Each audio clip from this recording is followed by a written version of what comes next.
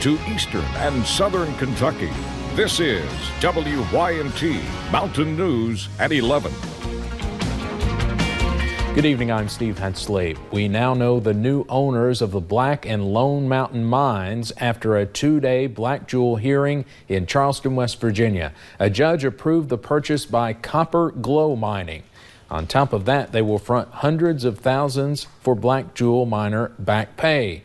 Miners who have been protesting say they are finally starting to see their work pay off. WYMT's Connor James was there when they got the news. Going on a week and a half along the tracks, the sale provided some answers for miners who've been left in the dark for nearly a month.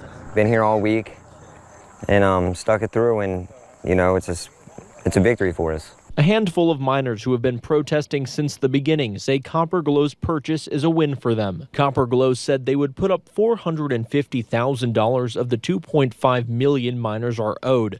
Miners will also receive $550,000 during the next 2 years. We're still owed money, and we're still going to stand until something is promised, something is set in stone, written on paper that we're going to be taken care of. There's still a lot of questions left unanswered, like will they return to work? Until they see a check, though, these miners say they won't move. They come to us with proof of what they're going to do, and they stand up to what they're going to do, then, our stand here will be over finally. But, it's a wonderful feeling. But throughout the last month and the foreseeable future, one thing resonates with these men and their families. The support shown, we could never thank each and every one of you all. Yeah. Anybody that watches or knows or hears, we could never thank anyone enough for the support and the donations that's been given throughout this whole entire process. The backing they have behind their cause. In Harlan County, Connor James, WYMT Mountain News. The sale is not final until the company goes through the proper paperwork and documentation, along with some other background work. Attorneys say the miners do have priority lien on the $6 million purchase, which gives them a chance to get further compensation other than the $1 million Copper Glow promised.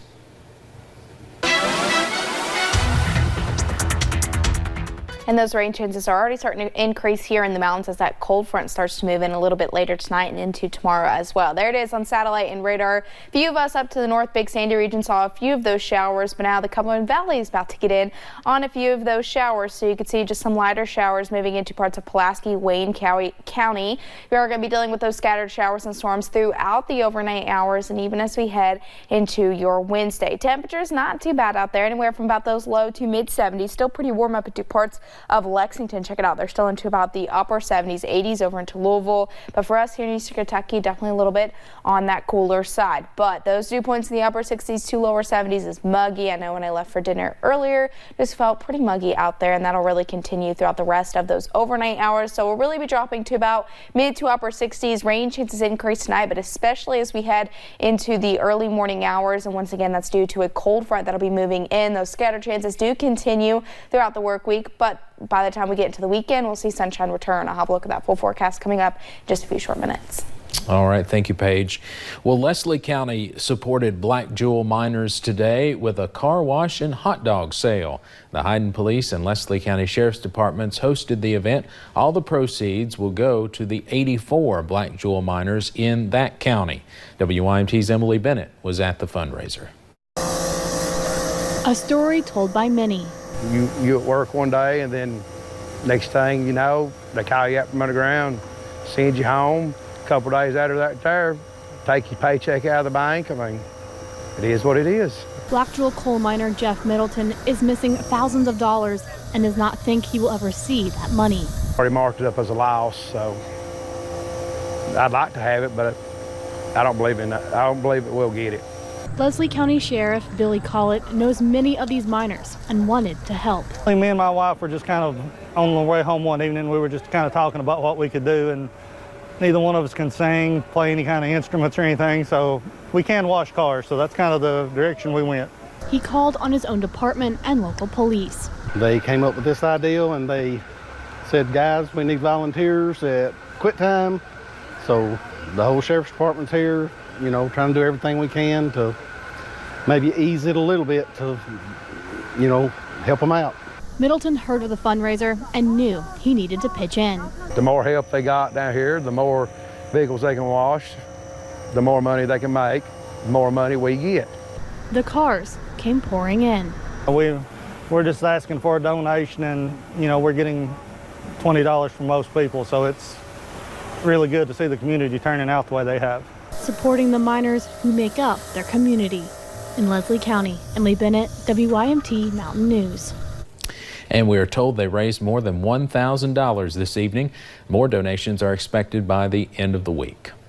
Today, Anthony Lewis, the man accused of killing Marlena Holland Hurt in Hazard, appeared in district court for a preliminary hearing.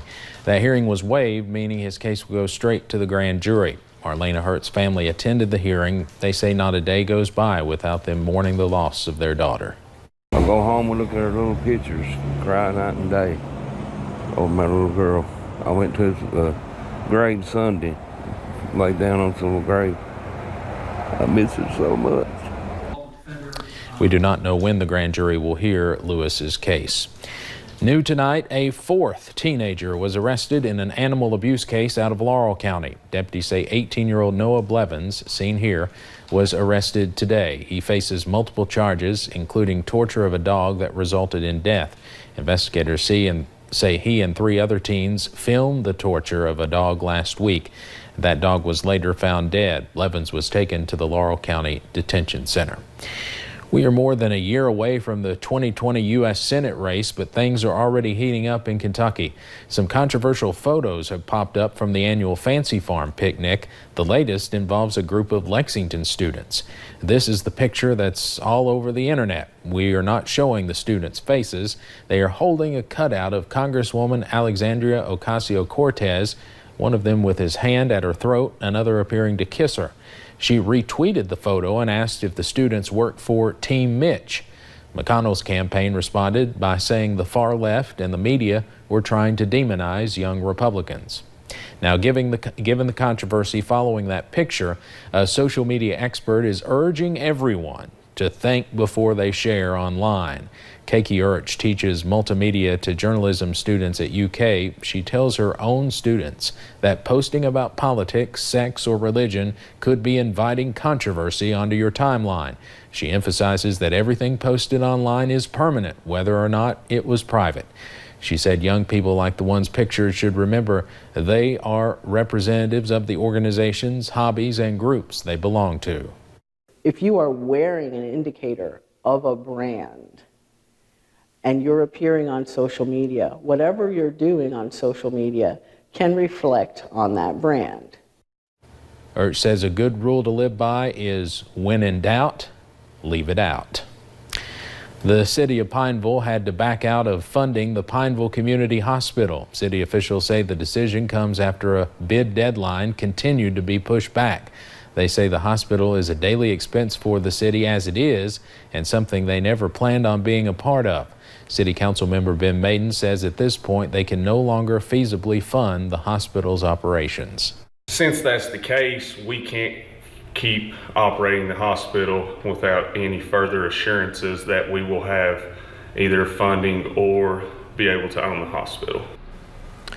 And we'll of course keep an eye on the auction as it continues.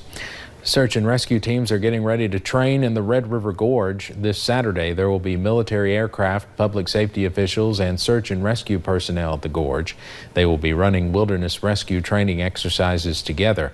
The mission, making sure they can successfully rescue someone who has fallen off a cliff.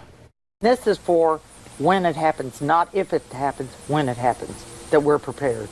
Yes. It happens more than we like it to, but we haven't had the intensity where we've had to use so many teams except for recovery. Experts say that if you do find yourself in a situation where you need to be rescued, the 2 best things to have with you are a water bottle and a whistle. Tonight we celebrate the life of longtime former firefighter Joe Kerubim. The 64-year-old veteran of the Cumberland Fire Department died Saturday at the age of 99. He served as chief for 50 of those years. The department recently decided to name the fire station after him.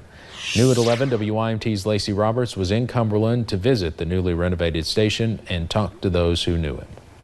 After struggling with health issues for years, he was still in good spirits, and then after speaking with some of his family, his heart just gave out. Joe Keruba died August 3rd, a pillar not only to other firemen, but the community as well. When I became fire chief, my goal was to be like Joe. You got the WWJD for what would Jesus do, I think what would Joe do. David Kennedy grew up down the street from Keruba. Here at Odell's barbershop, owner Odell Long and Kennedy reminisce. Where he wasn't palm grown, so he's a short leg, and that clutch, it just kind of got away from him, and he running around through the door of the fire department. At the age of 12, Keruba joined the fire department with Wallace Shepard, a man who later became his assistant fire chief for 49 years. Two different times while we was fighting fires, he about got killed up in East Cumberland. We shot the hose into a kitchen, and the electricity was still on, and they about electrocuted both of us when they were standing in water. Now they live to share his legacy. He was a fine man. He was a prime example of what a man should be. Joe was, Joe's a mentor to everybody here. A man remembered not only by his family, but this entire community. In Harlan County, Lacey Roberts, WYMT Mountain News. The visitation is Friday from 2 until 7:30 p.m. at the Tri-City Funeral Home in Benham. The funeral is Saturday morning at 11 at St. Stephen Church in Cumberland. More than $900,000 is headed to Pike County for road projects. Today, transportation officials announced that $936,000 will go towards resurfacing. We have a list of those planned projects on our website, WYMT.com. Pike County substitute teachers will get a pay raise. It comes after 27 years of stagnated pay. Previously, substitute teachers received $65 after each day of work. Now they will get $85. Superintendent Reed Atkins says the Board of Education hires each sub carefully. Yeah, and what we try to do, we try to find people that are what we call highly qualified. They're actually certified in the area that they're going to be substituting in. Many school districts struggle to find teachers. Some will rely on others to teach classes. This is one reason for the upgrade. Another reason is to compete with other districts surrounding Pike County. Pike County students will return to school this Thursday. The West Care Emergency Shelter in Pikeville is getting a much-needed donation. Since May, State Farm agent T.J. Hurst has been raising money for one nonprofit organization each month. The program is called Quotes for Good. So far, Hurst has given away more than $2,000 to local organizations. Anna Wakeland with the shelter says this time of year is when the shelter needs donations the most. These are the things that the community is what brings all those donations in. So for him to contact us and do this is amazing.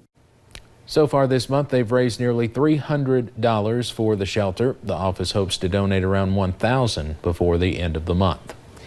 The City of Hazard is completing its first summer of a Civic Fellowship program.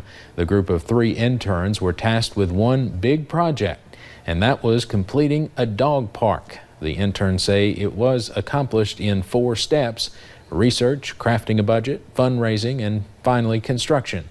Stacy Fugit, a junior at UK, says this opportunity allowed her to make an impact on the community that she grew up in and loves. You don't find people like you do in Hazard, and that's something very valuable to me. And I don't think that there's ever going to be a point in my life where I don't refer to this place as home. The new dog park is at the Perry County Park. The Civic Fellowship interns were paid. The 3 interns graduated from the program today, and the City of Hazard plans to continue this next summer. Coming up on Mountain News at 11, protests continue in Hong Kong as the Chinese government gives a warning to the city's residents. And rain chances will continue to increase tonight and into tomorrow. We'll break down that full forecast coming up.